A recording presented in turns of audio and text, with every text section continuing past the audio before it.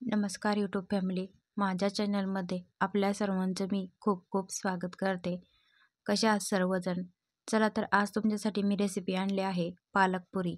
अगदी टम्म फुगणारी, कमी वेळामध्ये होणारी आणि तुम्ही नाश्त्यामध्ये पण ही रेसिपी बनवू शकता किंवा प्रवासामध्ये पण तुम्ही एकदम 2 ते 4 दिवस आरामशीर टिकते किंवा तुम्ही दह्यासोबत पण ही पालक पुरी खाऊ शकता. तिखट होणारी ही पुरी तुम्ही लांबच्या प्रवासामध्ये पण नेऊ शकता. चला तर मग रेसिपीला सुरुवात करूया. तर मी इथे 150 ग्रॅम पालक घेतलेला आहे. पालकाची फक्त पाने घेतलेले आहेत.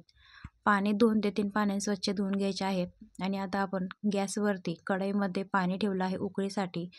पाणी आपण हा पालक ना पाण्यामध्येच म्हणजे थोडंसं पाणी टाकून 2 ते 3 मिनटं शिजवून घेणार आहोत. तर बघू शकता मीडियम गॅसवरती पालक आपण 2 ते 3 मिनटं शिजवून घेणार आहोत. तर पालक तसा पण लवकर शिजतो. तर 10 मिनटं थंड होण्यासाठी ठेवूया. 10 मिनटं झाल्यानंतर आपला पालक थंड झालेला आहे. आता थोडंसं पाणी घेऊन आणि त्याच्यामध्ये पालकाची पाने घेऊन 2 ते 4 हिरव्या मिरच्या, छोटा अद्रकचा तुकडा मिक्सरमध्ये वाटून घेऊया. त्यानंतर बघू शकता आता पुरीसाठी कणिक मळून घेऊया. तर 2 वाटी गव्हाचं पीठ घेतलेलं आहे. त्यानंतर 2 चमचे पांढरे तीळ घेतलेले आहेत. 2 चमचे बेसन पीठ घेतलेलं आहे. त्यानंतर चवीनुसार मीठ घेतलेलं आहे. 1 छोटा चमचा ओवा हातावरती कुस्करून घ्यायचा आहे, जेणेकरून छान वास येतो. तर अशा प्रकारे पालकाचं मिक्सरमध्ये केलेलं मिश्रण आपण थोडं याच्यामध्ये एकत्र करून आपण कणिक तयार करून घ्यायचं आहे, पीठ मळून घ्यायचं आहे. तर बघू शकता अशा प्रकारे थोडं मिश्रण घालून आपण पुरीसारखं कणिक तयार करून घ्यायचं आहे. थोडं घट्ट असलं तरीही चालेल. तर बघू शकता कणिक आपलं तयार झालेलं आहे मळून.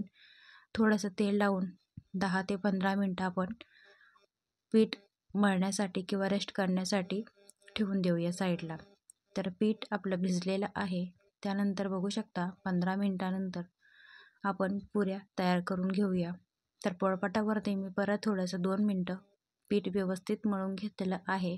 आता पुरी एवढा कणकेचा गोळा घ्यायचा आहे पुरी बनवण्यासाठी. आता पोळपाटावरती थोडंसं कोरडं पीठ लावून आपण पुरी लाटून घेऊया. अगदी छान लागते ही पुरी. तुम्ही खूप कमी वेळामध्ये बनवू शकता किंवा नाश्त्यामध्ये पण ही रेसिपी नक्की ट्राय करू शकता. तर बघा आपली पुरी लाटून झालेली आहे. खूप मीडियम साईजमध्ये, जाड पण नाही आणि पातळ पण नाही.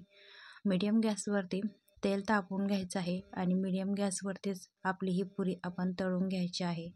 तर बघू शकता अशा प्रकारे आपली खूप काटोकाट अशी टम्म पुरी फुगलेली आहे.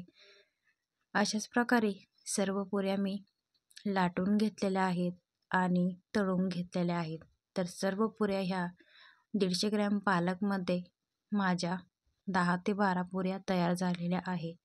बघू शकता खाण्यासाठी अगदी खुसखुशीत किंवा तुम्ही तिखट पुऱ्या असतात ना ह्या, त्यामुळे तुम्ही अशा पण खाऊ शकतात. सर्व पुऱ्या माझ्या इथं तळून झालेल्या आहेत. तुम्ही बघू शकता. तर अशा काटोकाट टम्म फुगलेल्या पुऱ्या तुम्ही नक्की एकदा ट्राय करू शकता. ही रेसिपी कशी वाटली तुम्ही मला नक्कीच कमेंट करून सांगा. चॅनलवर नवीन असाल तर नक्कीच चॅनलला सबस्क्राईब करा, लाईक करा, शेअर करा आणि कमेंट करा.